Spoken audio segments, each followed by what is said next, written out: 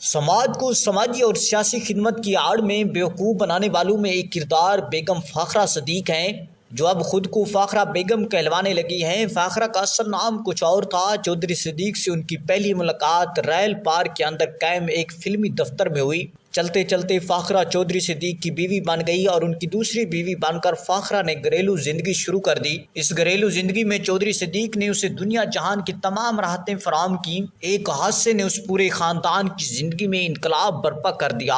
हादसे में फ़ाखरा के बच्चे जान बहक हो गए तो उसने एक प्रेस कॉन्फ्रेंस में ये ऐलान किया कि वह आइंदा दूसरों के बच्चों के लिए मखलूक खुदा की खिदमत करेगी। इस प्रेस कॉन्फ्रेंस में या इसके बाद फ़ाखरा की मुलाकात एक सहाफ़ी से हो जाती है। मुलाकात का तो तकद्दुस के रिश्ते की आड़ में हुआ था, लेकिन वक्त गुजरने के साथ साथ इसकी नोयत बदलती गई। ये सहाफ़ी फ़ाखरा सदीक की और फ़ाखरा इस सहाफ़ी की कमज़ोरी बनती चली गई। ऐसे हालात में फ़ाखरा का घर मखलूक खुदा की खिदमत के बजाय एक ऐसे अड्डे में तब्दील हो गया जहां आला सरकारी अफसरान और सियासतदानों का तांता बंधा रहता। फ़ाखरा और सहाफ़ी ने मिलकर मुराद याफ्ता तबके की खिदमत से भरपूर फ़ायदा उठाया।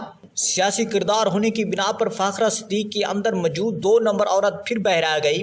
एक कौमी बल्कि बैनुल-अक़वामी अखबार उन्हें सियासी लीडर या किरदार के तौर पर उभरता रहा, लेकिन इसके घर या अड्डे पर 2 नंबर की खूबरू हसीनाएं आने जाने लगी। यहाँ पर ही वज़ीर आला के कज़न की आमदरफ्त भी रहती है।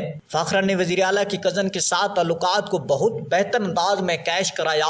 घर के बीदी बताते हैं कि सहाफ़ी और फ़ाखरा के ताल्लुकात चौधरी सदीक के नज़दीक हमेशा काबिल एतराज़ रहे, लेकिन ये ताल्लुकात नहीं टूट सके। दोनों के इस अमल ने 2 ख़ानदानों को बर्बाद करके रख दिया और कई घरानों को तबाही की तरफ मैल किया। ऐसे ही हालात में मियां हमाद नाम का एक किरदार फ़ाखरा की ज़िंदगी में दाखिल होता है। दोनों ने मिलकर आखिर चौधरी सदीक से निजात हासिल करने की मंसूबाबंदी की। वजीर आला के भाई अहमद से मिलकर चौधरी सदीक को मुकदमात में उलझाने का मंसूबा बनाया गया।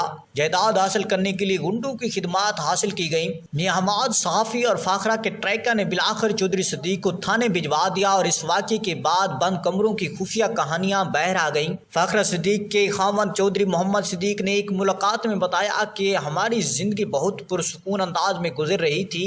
गोजरावाले के नज़दीक पेश आने वाले हादसे ने हमारी जिंदगी को गहरे सदमे से दो चार कर दिया। इसके नतीजे में फ़ाखरा की ये हालत थी कि वो रात भर सो नहीं पाती थी, ख्वाब और गोलियों का इस्तेमाल करती। बच्चियों की मौत ने उसे इस कदर दीवाना कर दिया था कि वो रात के वक्त सड़कों पर निकल आती। मैं उसे पकड़ कर लाया करता। वक्त गुजरता गया और बिलाखिर वक्त ने इसके जख्मों पर मरहम रख दिया। कुछ अरसा काबिल उसने समाजी खिदमत का बेड़ा उठाया तो मैंने उसके साथ भरपूर तामुन किया। मैं बिल्डिंग का ठेकेदार हूँ, मैं फिल्में बना चुका हूँ। लाहौर के सकाफती, सियासी, समाजी और सरकारी हल्के में भी मैं फिल्में बना चुका हूँ। लाहौर के सकाफती, सियासी, समाजी और सरकारी हल्के मुझे शनाख्त भी करते हैं और मेरा एहतराम भी। मेरी जिंदगी एक खुली किताब है। फ़ाखरा भी आज से 2 साल पहले तक मेरी जिंदगी में खुशियों और राहतों का ऐलान थी। 2 साल कबल इसकी मुलाकात काले रंग के एक ब्लैक मेलर से होती है। मुझे इस शख्स के साथ इसकी मुलाकातों पर एतराज था। इसके बारे में सिर्फ ये जानता था कि बहुत बड़ा जेल साज और फ्राडिया है। मैंने मर्दों के साथ फ़ाखरा की मुलाकातों पर भी एतराज नहीं किया, इसलिए कि ये सियासत का हिस्सा है। Thanks for watching. अल्लाह ने शुक्रिया।